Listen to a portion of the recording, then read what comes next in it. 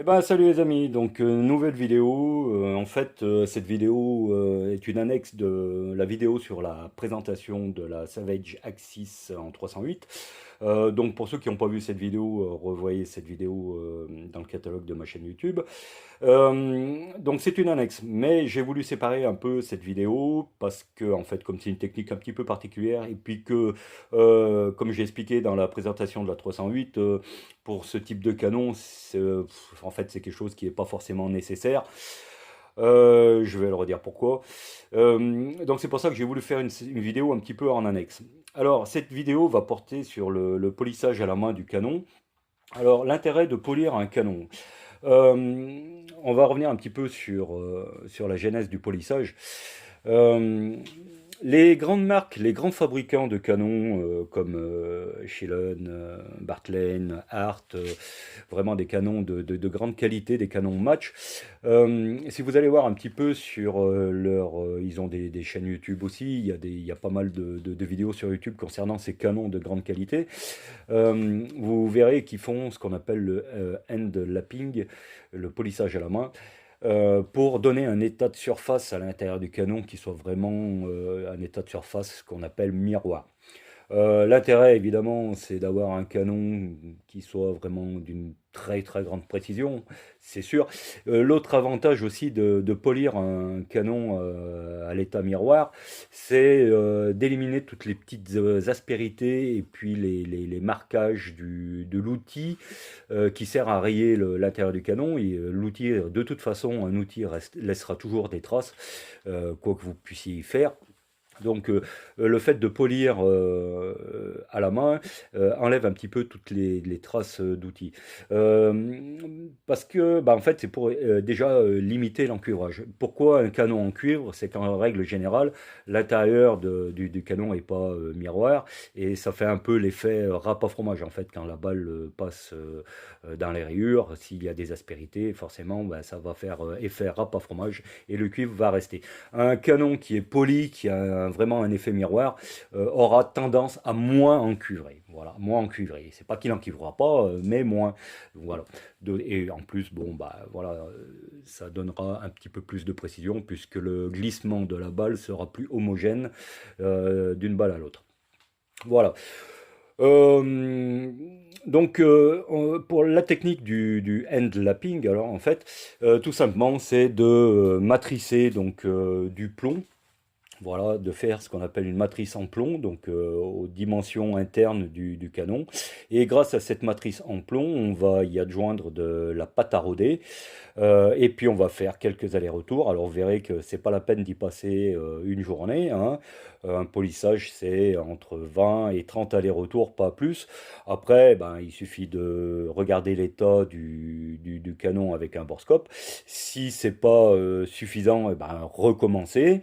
Mais non plus, faut pas y passer, faut pas passer 300 allers-retours parce que sinon, après, bah, forcément, vous allez enlever un petit peu de matière, c'est obligé ça. Mais et c'est pas le but, quoi. Je veux dire, c'est pas le but d'agrandir le trou. Le but, c'est vraiment de le polir, c'est pas d'agrandir. Voilà. Alors, donc j'utilise une matrice en plomb. Alors celle-là, c'est une matrice en plomb que j'avais fait il y a 3 ans, lorsque j'avais monté mon barrel block F-classeur en 7 mm. Donc j'avais reçu le barreau brut non chambré de chez Lothar Walther, là, le 32 pouces de long. Et donc, bon, forcément, l'état de surface était nickel, puisque Lothar, c'était du barreau match. J'avais quand même fait ce polissage à la main parce que à l'époque j'ai voulu expérimenter le procédé et donc j'avais matricé ce mandrin en plomb, donc là il est au calibre 7 mm. Je ne sais pas si on voit les rayures, je vais essayer de faire une macro. Donc ouais, mise au point, l'autofocus autofoque on n'autofoque pas. Bon, je pense que quand même on arrive à voir les rayures qui sont matricées sur ce plomb.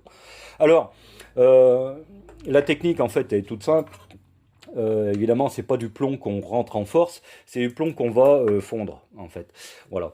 Donc, je vais utiliser cette cuillère à soupe que j'ai martyrisée, qui m'a servi il y a 3 ans pour matricer ce mandrin. De la pâte JB, une cuillère à soupe, un petit chalumeau, et puis surtout, par contre, du plomb pur. Alors, j'utilise des balles pour poudre noire, euh, parce que je sais que c'est du plomb pur. Voilà. Euh, pardon. Ce qu'il faut, c'est vraiment que le plomb soit pur et pas un alliage comme on utilise pour les balles coulées, ceux qui coulent leur propre balle. Et ils y mettent toujours un petit alliage. Alors ça peut être euh, comment ça s'appelle, de l'antimoine ou d'autres alliages pour durcir le plomb. Là, il nous faut vraiment un plomb pur qui soit très mou, parce que le principe, en fait, si vous voulez, c'est que lorsqu'on va faire des allers-retours avec la pâte abrasif, comment ça s'appelle, les résidus de ce qu'on va polir vont s'incruster dans le plomb. Voilà, ils vont s'incruster dans le plomb. Donc c'est pour ça qu'il nous faut quelque chose d'assez mou, de pas trop dur. Donc voilà, j'utilise des balles en plomb pour poudre noire. Voilà. Pour faire le mandrin, alors vous pouvez utiliser, moi c'est ce que j'ai utilisé, en fait vous prenez une brosse nylon, tout simplement une brosse nylon, vous la passez à la flamme pour brûler les poils nylon, il vous restera que la partie métallique, ça c'est largement suffisant pour faire votre mandrin. Voilà.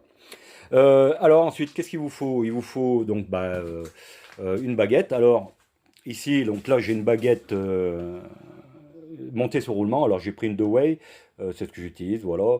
Ce qui est super important, c'est qu'elle soit montée sur roulement à billes. Voilà. Ensuite, vous y faites des petits marquages, voilà. Donc là, tel que je suis sur cette marque, c'est le début des prises de rayures, voilà. Donc là, je suis aux prises de rayures. Non, qu'est-ce que je dis? Non, là, je suis au bout du canon. Voilà, je suis au bout du canon. Voilà, donc si je monte mon mandrin sur le canon, voilà, je suis au bout du canon. Donc voilà, première marque. Et ensuite, vous faites une deuxième marque, évidemment. Voilà, qui va correspondre. Là, hop. Là, je suis au début des rayures, donc juste après la chambre. Voilà.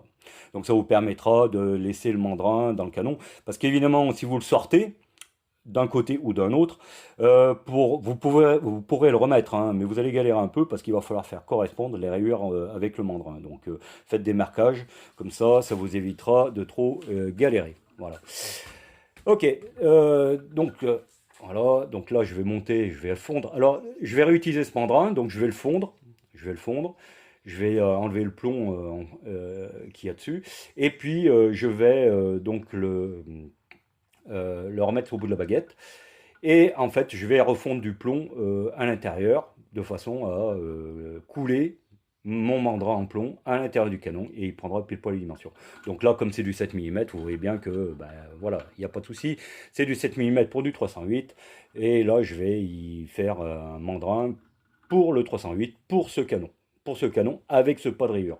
Donc évidemment, chaque canon étant différent, vous serez obligé de refaire un mandrin à chaque canon qui est différent. Donc voilà. Ok. Allez, c'est parti. Ok, donc voilà, j'ai préparé mon mandrin. Alors tout à l'heure, avant que j'enlève le plomb, vous avez vu, il y avait un petit scotch orange. Là maintenant, il y a un scotch gris. Donc voilà, j'ai changé le scotch. En fait, c'est juste de façon à rendre légèrement étanche. Et évidemment, vous comprenez que lorsqu'on va couler le plomb, il ne faut pas que le plomb descende le long de la baguette. Donc c'est juste histoire d'arrêter le plomb. Alors mettez du scotch, hein, ça suffit amplement. Hein, il n'y a pas besoin d'y mettre autre chose. Juste du scotch parce que le plomb refroidit tellement vite que ça n'aura pas le temps de brûler le scotch. Il n'y a pas de souci, vous inquiétez pas. Donc vous faites un petit, avec un peu de scotch, vous entourez le futur mandrin, enfin la base, de façon à ce que ça soit légèrement, voilà, que ça rentre gras. Voilà, mais il n'y a pas besoin que ça force énormément, vous voyez, donc vous avez compris le principe.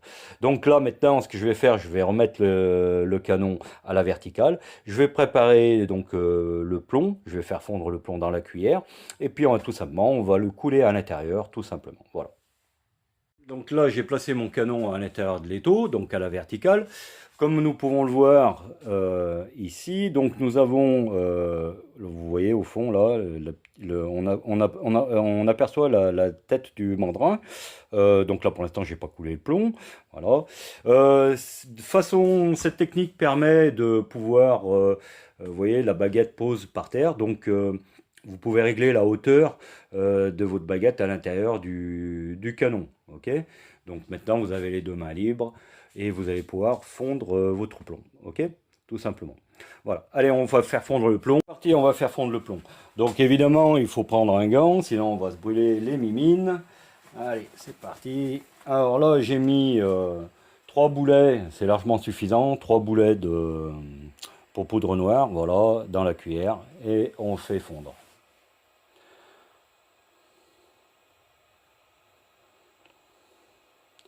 Ah, ça va relativement vite, hein. Alors, euh, certains, moi je le fais pas. Certains chauffent aussi un peu le canon. Ça permet d'avoir un mandrin qui soit un petit peu plus uniforme euh, lorsque on va le couler. Moi je le fais pas. Hein, ça marche très bien aussi comme ça, vous allez voir. Une fois qu'on a juste coulé le plomb à l'intérieur, pour moi c'est largement suffisant. Après vous pouvez, hein, si vous voulez vraiment chauffer un peu votre canon. Mais moi, je vois pas forcément l'intérêt.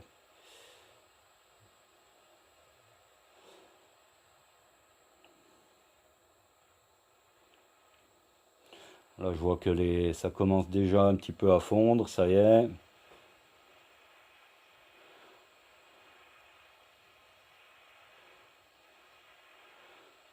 Voilà.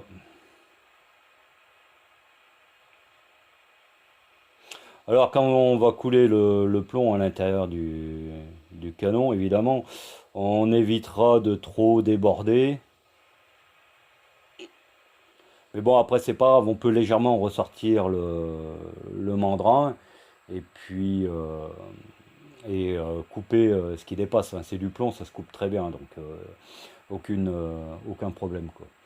Donc là, il faut vraiment être sûr que le plomb soit vraiment très très chaud.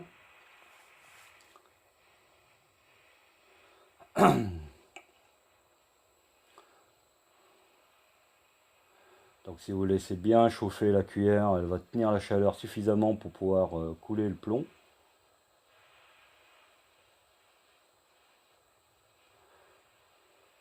Allez, on est parti, attention. Hop, voilà.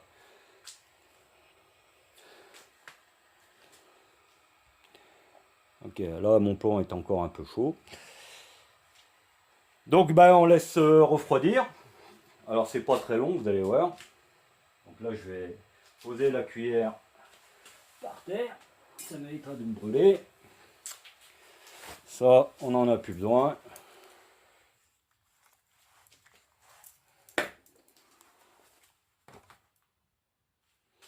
Là, ce qui dépasse, voilà, ça c'est les trucs qui sont passés un peu à côté. Donc voilà, ok. Alors je sais pas si l'autofocus autofocant va faire son boulot. Donc voilà. Allez, je vais remettre le canon à l'horizontale dans l'étau. Je vais légèrement sortir le mandrin du canon et on regardera le coulage du mandrin si ça s'est bien passé. S'il y a trop de bulles ou si on voit que il y a quelque chose qui va pas trop, et si on voit que c'est pas bon, on recommence tout simplement, on ressort, on fait fondre le mandrin, on recoule et puis terminé quoi. Donc là, on va le sortir, on va voir un peu l'état de surface du mandrin. Alors évidemment, il ne faut pas le sortir en entier, on le sortira que de moitié. Sinon, on va galérer pour le re-rentrer dans les rayures. Voilà, allez, à tout de suite. J'ai mis le canon à l'horizontale dans l'étau. Donc là, avec n'importe quoi, un petit tournevis, n'importe quoi, enfin avec quelque chose, je vais tapoter au bout du manche pour sortir le mandrin. Je vais le sortir un petit peu. Je vais couper légèrement avec un couteau ce qui dépasse, là, l'espèce de petite collerette qui dépasse. Voilà, alors hop, vous voyez, ça sort bien. Alors, Voilà, alors je le sors pas de trop, sinon après je vais me faire chier pour le rentrer. Donc voilà. Donc là maintenant on a un mandrin en plomb qui est coulé aux dimensions du canon. Donc on voit les rayures, hein, tout simplement, il n'y a pas de souci. Donc avec un petit cutter, un couteau, je vais légèrement couper ce qui dépasse, sans me tailler les veines. Voilà.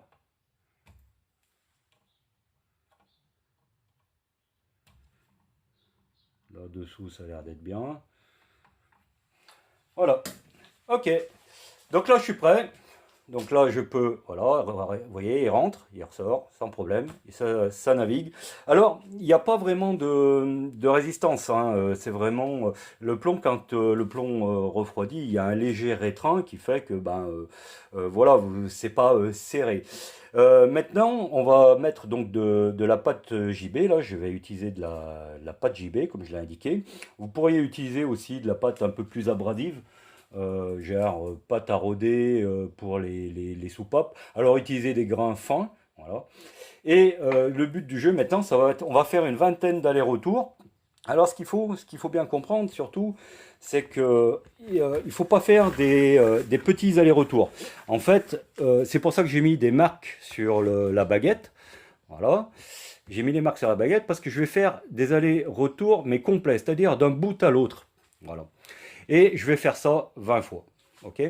Allez, je vais préparer ça et puis je filmerai les deux trois premiers allers-retours. Ensuite, le reste, je le filmerai pas. Je ferai un nettoyage du canon et je passerai le borescope à l'intérieur pour voir si on a amélioré un petit peu l'état de surface du canon. Voilà.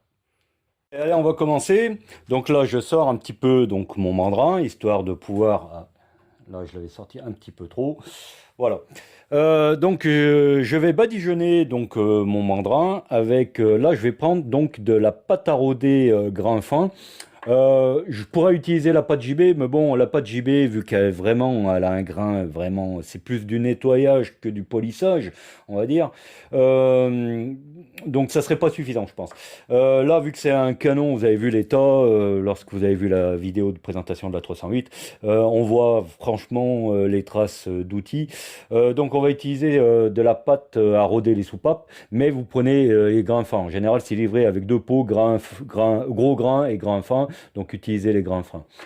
Les grains fins. Oh, putain, c'est dur à dire. Allez, on y va. On badigeonne notre mandrin avec la pâte à rôder. Voilà.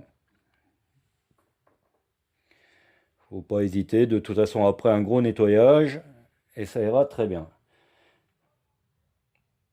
Allez, c'est parti. Allez, je vais faire un plan plus large. Donc là, je vais faire 20 allers-retours. Donc là, je vais filmer les deux trois premiers allers-retours. Après, je ne vais pas filmer tout l'ensemble du rodage du canon. Donc 20 allers-retours en une seule fois, c'est-à-dire du début jusqu'à la chambre, retour, ainsi de suite. Pas d'à-coup, pas de, on s'arrête pas au milieu pour revenir vers l'avant. Enfin, vous comprenez le truc. Il faut vraiment que ça soit fait de façon uniforme, de façon à ce que le polissage soit fait uniformément sur toute la longueur du canon. Allez, c'est pour ça que j'ai fait des marquages sur la baguette. C'est parti. Donc là, vous devez sentir une légère résistance. Si ça résiste un petit peu, c'est normal. Donc c'est pas la peine d'aller trop vite, hein. Vous avez juste 20 allers-retours à faire. Donc c'est pas quelque chose qui prend énormément de temps. Donc allez doucement. Le but du jeu déjà, c'est de ne pas sortir de la chambre. Alors ce qui est marrant, voilà, j'ai failli sortir de la chambre, j'étais à deux doigts. Donc là, je repars vers l'avant, toujours pareil, en une seule fois. Je vois bien que ma baguette tourne. Alors, ce qui est marrant, c'est qu'on sent qu'il y a des endroits où ça accroche plus que d'autres. Ce qui prouve bien une chose, c'est que en fait, le diamètre du canon n'est pas uniforme. Vous comprenez? Ce que je veux dire par là, c'est que je vais schématiser. On va dire que l'intérieur du canon, cette partie-là, celle que je montre, je vais prendre des chiffres arbitraires pour que vous compreniez. Fond de rayure est à 8 mm, voilà. Et ici, à ce niveau-là, ça va être à 8,01, 0,2. Donc vous allez sentir en fait la différence de diamètre. Évidemment, un canon, à part les canons match qui sont hyper contrôlés, je veux dire les canons Bartlein, Schillen, etc., où là vraiment vous avez, c'est au centième, vous avez un contrôle qualité sur le diamètre interne du canon, sur toute la longueur du canon qui est vraiment tip top. Donc là, vous n'avez pas de différence. Sur des canons de grande série comme ça, le fait de passer l'olive en force pour faire les rayures, et puis la façon de forer le trou initial du canon, fait que bon, vous n'avez pas un diamètre forcément identique de partout sur toute la longueur du canon. Donc forcément, lorsque vous passez le mandrin avec la patte, vous allez sentir à des moments où ça accroche plus que d'autres, d'accord? Alors, le fait de rôder avec cette patte aussi fera que bah, vous allez d'une certaine façon uniformiser le diamètre. Alors, étant donné que vous coulez le mandrin en bout de canon, évidemment, le mandrin, il aura le diamètre du bout du canon. D'accord? Alors, vous allez me dire, oui, mais il n'aura pas forcément le même diamètre partout. C'est normal. Mais néanmoins, le fait de passer ce petit mandrin en plomb avec la pâte à rôder, ça va quelque part améliorer l'état de surface et le diamètre aussi du canon. Donc ça ne peut que faire du bien. Voilà. Allez, je vais refaire un autre aller-retour, juste pour la forme. Après, je fais le reste hors caméra et après, on verra l'intérieur du canon. On verra. Je ferai le comparatif par rapport à ce que j'avais filmé. Donc, pour moi, ce qui était tout à l'heure, mais sur la présentation de la 308, qui fait partie d'une autre vidéo. Donc on verra la différence, si on a un petit peu amélioré l'état de surface ou pas. Voilà. Allez, on fait un dernier aller-retour. Donc là, je sens une légère résistance, c'est bien, ça prouve que ça travaille. Voilà, je suis arrivé au bout, et je repars en une seule fois. Voilà.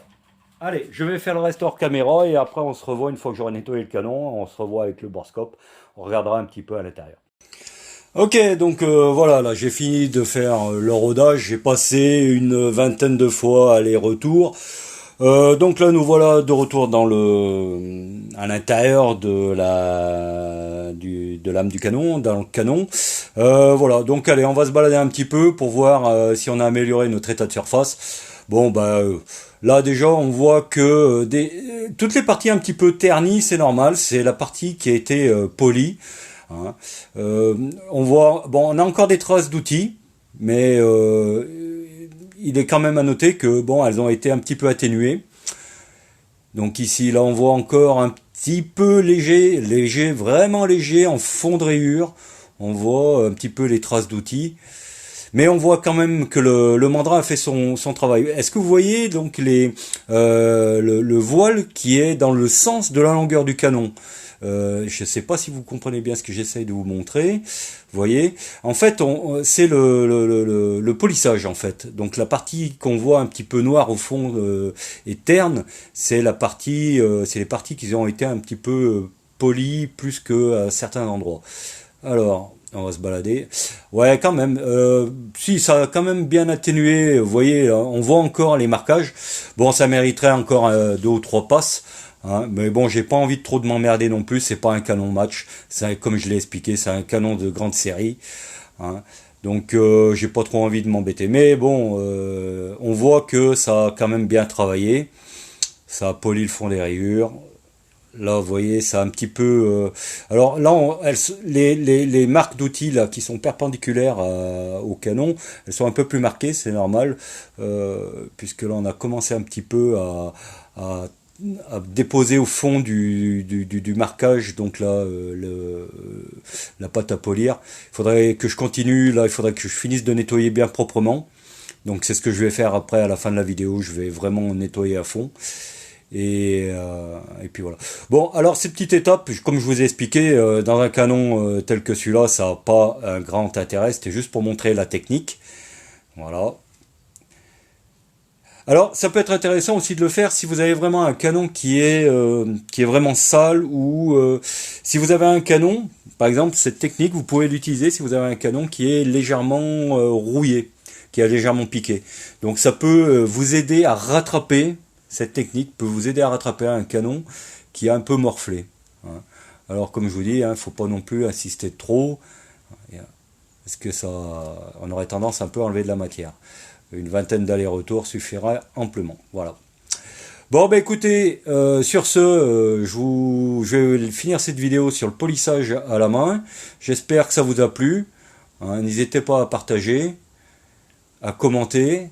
Voilà. Et puis, bah, comme je vous dis, santé, prospérité. À plus.